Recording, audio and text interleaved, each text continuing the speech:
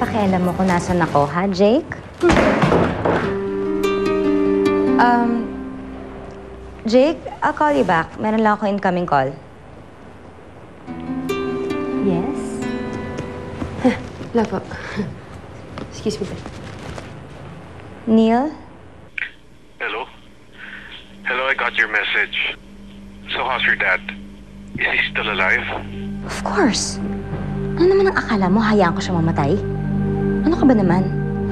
Ako talaga ang nagbibigay sa kanya ng first aid, kaya I know what I'm doing. Ang gusto ko lang naman wala yung tiwala niya dun sa babae niya. But that was dangerous, Leslie. Ikaw nag-trigger ng allergies ng dad mo. Para mo na rin siyang sinaksak. Anak ka talaga ng nanay mo. It's not like that. Para sa kanya itong ginagawa ko, Neil. Gusto ko lang naman siya magising sa katotohanan tungkol dun sa babaeng yun. At hindi lang yan ang paggising na gagawin ko sa kanya.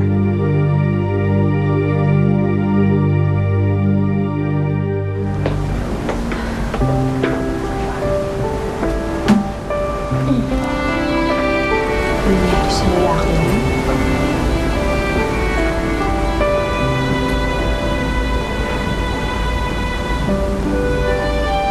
Look, Bianca, I'm attracted to you. I like you a lot. Alam ko, ironic. Dahil sa dami-daming pwedeng babae magkagusto ko, sa'yo pa talaga. And honestly, kung kaya kong pigilan ng sarili ko, ginawa ko na. But I just can't help myself. Bianca? Ate. Nga pala, ate, okay ka lang ba? May kinalaman ba ito kay Ate Leslie? Nakita ko kasi kayong dalawa kanina sa babae. Bianca, muntik ako na mapahamak si Jaime. Pero hindi ko naman alam na may allergy pala siya sa sesame seed. Buti na lang nandito si Leslie. Nabigyan niya kagad ng first aid si Jaime. Kamusta si Kuya Jaime? Okay lang ba siya? Nakatulog na siya. Bianca, nakakonsensya ako. Ako ang asawa ni Jaime. Dapat alam ko yung lahat-lahat tungkol sa kanya. Diba, imbis na mapasaya ko siya, ganito pa yung nangyari. Ano ka ba? Hindi mo naman kasalanan yun. Isa pa, sigurado ako si Kuya Jaime, hindi ka naman niya sinisisi. Alam mo, tutulungan na lang kita. Una siguro, alamin mo muna kung ano yung mga allergy ni Kuya Jaime. Pagkatapos nun, alamin mo kung ano yung gamot. Salamat, Bianca. Kamusta na nga pala si Jake?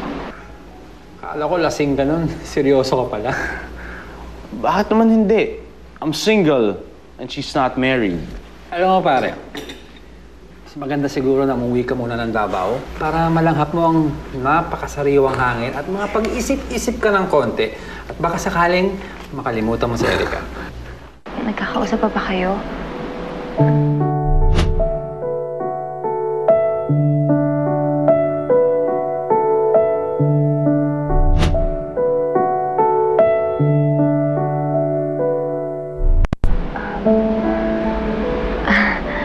Sorry, kalimutan mo na nagtanong ako.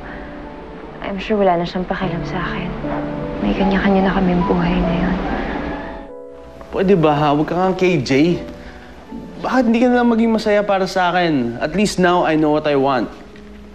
Gusto ko, ma-inlove sa akin si Bianca.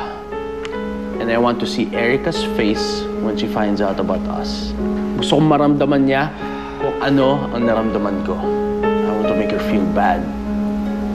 And if I have to use her sister for it, then so be it. Jake, siguraduhin mo lang na siya masasaktan at hindi ikaw. At pag sinimulan mo yan, walang urungan yan, pare. Alam mo, pare, wala nang pwedeng mawala sa akin. I already lost everything. This time, I'm 100% sure sa gusto kong mangyayari. If Erica doesn't want me to be her husband, I'll be her brother-in-law.